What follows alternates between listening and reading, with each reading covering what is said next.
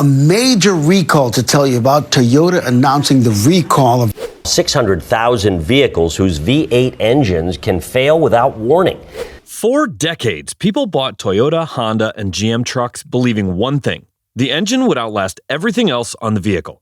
200,000 miles? Normal. 300,000? Not even shocking. But suddenly, something changed. Now we're seeing engines fail at 20,000 miles, 30,000 miles, sometimes even earlier.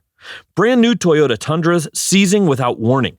GM 6.2-liter V8s throwing rods on highways. Honda V6 engines under active federal investigation right now. And this isn't a handful of isolated horror stories anymore. According to federal filings, there are over 28,000 complaints tied to GM's V8 failures alone. More than 14,000 confirmed loss of power incidents, and over 1.4 million Honda vehicles currently under investigation for engine defects. So what happened? Did engineers suddenly forget how to build engines? Not exactly. Because after going through the recall documents, the NHTSA filings, the independent teardown reports, and the engineering data, here's what I think is really going on. A disturbing pattern starts to appear, and it points to something bigger than any one brand or any one recall. Modern engines aren't just failing because of bad manufacturing, they're failing because the entire industry was pushed into building engines this way. Today we're breaking down the real reason modern engines are blowing up so early and why even Toyota and Honda are no longer immune. To understand why new engines are breaking, you have to first understand why old ones didn't. Take a truck engine from the early 1990s. Big, naturally aspirated V8. Thick cast iron components, loose tolerances, the gaps between moving parts measured in thousandths of an inch. Heavy 10W30 oil that coated every surface with a generous protective film. Simple cooling, minimal emissions hardware. And here's one detail almost nobody talks about: those old bearings had a thin layer of lead on the surface. If a microscopic piece of debris hit that bearing, it just embedded harmlessly into the soft lead and sat there. Oil pressure dropped for a split second on a cold start, the lead absorbed it. That engine had multiple layers of forgiveness built in. You could skip an oil change, run it hard in summer heat, tow more than you should, and it just kept going. Those engines are still out there today with 300,000 miles on them. Now here's what modern engines look like. Turbocharged, downsized, running cylinder pressures over 2,000 psi, the kind of pressure once reserved for purpose-built race motors that get torn down and rebuilt after every event. Tolerances measured in microns, smaller than a human hair. Ultra-thin oil that provides the thinnest possible protective film. Hard aluminum bearings with zero ability to absorb debris or forgive a momentary pressure drop. My read on this is simple. Modern engines are engineered closer to the edge than ever before, and when you remove every layer of forgiveness from a system that has to work perfectly millions of times over its lifetime, small problems become catastrophic ones. And you don't have to take my word for it, because the numbers coming out of GM right now are almost hard to believe. And this is happening on the truck that was supposed to be the gold standard of American V8 power. If you own a 2021 through 2024 GM truck or SUV with the 6.2-liter V8, this is the engine currently under major federal investigation. That means the 2021 to 2024 Chevrolet Silverado 1500, the GMC Sierra 1500, the Cadillac Escalade, the Yukon and Yukon Denali, all of them. According to federal data, nearly 877,000 vehicles are now part of the investigation after thousands of complaints involving bearing failures, sudden power loss, and what's called throwing a rod, where the engine destroys itself from the inside out, sometimes breaching the engine block entirely. The technical picture involves two separate problems happening at the same time. First, machining debris, microscopic metal particles left in the engine during manufacturing, circulating through the oil system and embedding into the connecting rod bearings. Second, crankshaft journals produced outside of specification with surface finishes rough enough to act as an abrasive against the bearing metal. With thicker oil and looser tolerances, either of those issues might have been manageable. With 0W20 oil and micron level clearances, there's no margin to absorb either one. And here's the line that I think tells the whole story. GM's own recall fix switches these engines from 0W20 to 0W40 oil. Twice as thick. That's not a fix for debris. That's GM quietly admitting that the original oil specification never had enough protection margin for this engine in real-world driving conditions. They just didn't say it out loud until 877,000 vehicles were already on the road. People bought these trucks expecting old-school V8 durability. Instead, they got catastrophic failures before 50,000 miles. Now, if this were just a GM problem, you could almost write it off. American trucks have had their issues before. But here's where this story gets genuinely unsettling, because the next brand on this list is Toyota. And Toyota's entire identity, the reason people pay a premium for a Tundra over a Silverado, is reliability. So when I tell you what's happening with their new twin-turbo V6, I want you to understand this isn't a brand that cuts corners, which makes what's happening right now even harder to explain. Toyota replacing the legendary 5.7-liter V8 with a twin-turbo V6 was supposed to represent progress, more power, better efficiency, the next generation of Toyota reliability. The engines affected are in the 2022 through 2024 Toyota Tundra, the 2023 and 2024 Sequoia, the 2022 through 2024 Lexus LX600, the 2024 and 2025 Lexus GX550, and the 2018 through 2022 Lexus LS500. The failure pattern is what owners and engineers have started calling the invisible killer. No warning lights, no diagnostic codes. The engine feels completely normal right up until the moment it seizes. Some owners are reporting catastrophic failures before 40,000 miles on brand new flagships. Toyota's official explanation points to machining debris left in the engine during manufacturing at their Alabama and Tahara plants, contaminating the main bearings. But here's what I find hard to get past. Independent teardowns of failed engines show the main bearings completely destroyed, scored, heat-burned, seized, while the rod bearings, which share the exact same oil circuit, show almost no wear at all.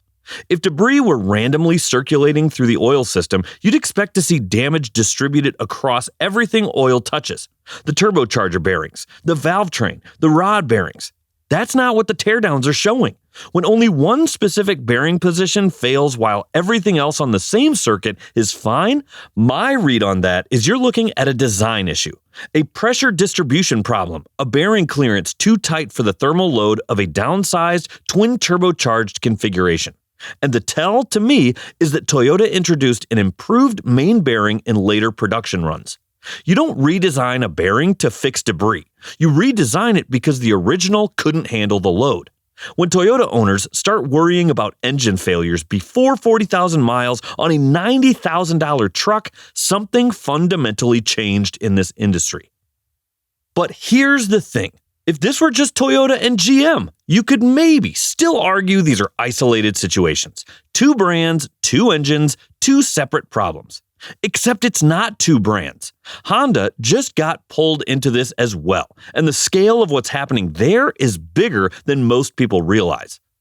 Honda is now facing an investigation involving more than 1.4 million vehicles, including the 2016 to 2020 Honda Pilot, the 2018 to 2020 Odyssey, the 2017 to 2019 Ridgeline, the 2016 to 2020 Acura MDX, and the 2018 to 2020 Acura TLX.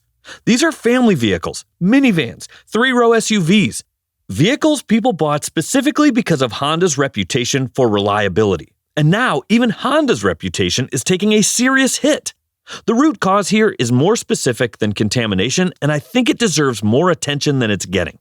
The equipment used to grind the crankshaft pins was improperly calibrated, producing a pin with a slight convex shape, what engineers call a crown. Instead of the connecting rod bearing sitting flat against the pin and distributing load evenly across the surface, all of that force concentrates at the center contact point. Think of it like pressing your palm flat on a table versus pressing with one knuckle. Same force, completely different pressure at the point of contact. That concentrated pressure exceeds the thermal limits of the bearing material. The oil film breaks down locally, the bearing deteriorates silently. No warning, no noise, until it fails completely, sometimes taking the engine with it. The original recall covered 250,000 vehicles. The current investigation covers 1.4 million across 5 model years. That kind of expansion doesn't suggest a one-time calibration error. It suggests this geometry problem was present across a significant portion of Honda's V6 production during that entire period. Here's the part where I think the conversation usually stops short, because the individual failures at GM, Toyota, and Honda are real, but they're symptoms of something bigger. The problem isn't just one bad engine. The problem is that modern engines are being engineered with almost no room for error anymore. And that happened for one specific reason. CAFE standards, corporate average fuel economy regulations, set the average MPG that a manufacturer's entire fleet must hit or pay massive fines. $17 per vehicle for every tenth of a mile per gallon they fall short. Miss the target by 1 MPG across 2 million vehicles, and you're looking at over $300 million in fines. 1 mile per gallon. So manufacturers squeezed every fraction of efficiency out of every engine by any means necessary. Tiny turbocharged engines instead of larger, naturally aspirated ones. Oil thinned from 5W30 down to 0W20, 0W16, and in some current applications, 0W8. Fluid so thin it would feel almost like water in your hands. Cylinder deactivation systems, start-stop technology, direct injection. All of these technologies exist primarily to hit a number on a government test cycle, not because they make engines last 200,000 miles. And here's what changed beneath all of it. Old engines could survive contamination, neglect, a missed oil change, a cold start in January. The tolerances were loose enough, the parts beefy enough, the oil thick enough that the system had built-in forgiveness. Modern engines cannot survive any of that. Tighten the tolerances to microns, thin the oil to near water, remove the lead from the bearings, add turbocharging that doubles internal cylinder pressure, and you've built an engine where everything has to go right every time across hundreds of thousands of operating cycles. At mass production scale, that's not achievable. And the failure data proves it. The manufacturers ran the math. A predictable rate of engine failures, warranty claims, recalls, settlements was calculated to be less expensive than missing CAFE targets. They made a business decision about your engine's lifespan, and you are the one paying for it. By the way, if you still believe older engines were built better than modern ones, hit the like button, because after going through all of this research, it's honestly getting hard to argue otherwise. Engine replacements on these vehicles now cost between $15,000 and $20,000 on an $80,000 truck before 50,000 miles. But here's the part that I think is actually worse than the mechanical failures themselves. Hyundai gave us the clearest preview of where this industry is heading. After their Theta 2 engine disaster, millions of affected vehicles, over $1 billion in settlements, their solution wasn't to redesign the engine. It was a software update. The NOx sensor detection system monitors for the vibration pattern of a failing bearing and limits engine speed before catastrophic seizure. Owners started calling it the death code. Detecting an imminent failure before it becomes a highway fire is genuinely valuable. But detecting a failing bearing is not fixing it. You are now driving a vehicle where the acknowledged solution is an algorithm watching the compromised component, waiting for it to break. And the fact that replacement engines in Hyundai vehicles failed the same way as the originals tells you the underlying design was never actually corrected. Beyond that, manufacturers used to overbuild engines to protect their reputation. Today, many are engineering them just enough to survive the warranty period. And when a customer's engine fails repeatedly and the manufacturer decides to buy the vehicle back rather than fight a lemon law claim, that transaction frequently includes a non-disclosure agreement. You get paid, you stay quiet. The most informed, most motivated complainants, the people most likely to file federal complaints that trigger investigations, get silenced at the source. And when those buybacks get structured as customer satisfaction transactions instead of formal lemon law claims, the title branding that would warn future buyers often doesn't apply. That vehicle gets resold with a clean title. The next buyer has no idea what they're purchasing. Owners are losing trust. And honestly, looking at this data, it's hard to tell them they're wrong. So given all of that, the engineering compromises, the failures, the way manufacturers are managing the fallout, what can you actually do about it? Because there are real practical steps that can meaningfully reduce your risk, and some of them cost almost nothing. Check your VIN at nhtsa.gov right now. If you're inside an open recall, schedule the repair immediately. Most of these failures come without any warning. Change your oil every 5,000 miles regardless of what the manual says. The 7,500 to 10,000 mile recommended intervals are a cost of ownership marketing figure, not an engineering recommendation for turbocharged direct injection engines. If your vehicle has start-stop, disable it every time you drive. Every restart is a brief moment of zero oil pressure on micron-type bearings. A $50 to $100 OBD2 device can disable it permanently. If you have a direct injection engine, get your intake valves professionally cleaned every 30,000 to 40,000 miles. Carbon deposits don't trigger warning lights, but they restrict airflow and create the combustion conditions that accelerate engine wear. Physical cleaning, walnut shell blasting, is the only effective fix. Consider stepping up one oil viscosity grade after your warranty expires. If GM is now running recalled 6.2s on 0W40, running 5W30 instead of 0W20 on your own engine after warranty isn't extreme. It's giving your bearings a fighting chance. If you're shopping used, treat 2021 through 2024 model years on any turbocharged engine from these brands with real caution. A 2016 to 2019 naturally aspirated V8 with honest highway miles may genuinely be the safer purchase right now. The scary part is this may only be the beginning. Emissions rules are getting stricter, engines are getting more complicated, and the margin for reliability keeps shrinking. That's why some of the most trusted engines in America are suddenly failing faster than anyone expected. So now I want to hear from you. Have modern engines actually become less reliable, or are people exaggerating the problem? And more importantly, would you trust one of these new turbocharged engines long term? Drop your thoughts below, and if you're new here, subscribe, because we've got a lot more automotive deep dives coming. See you in the next one.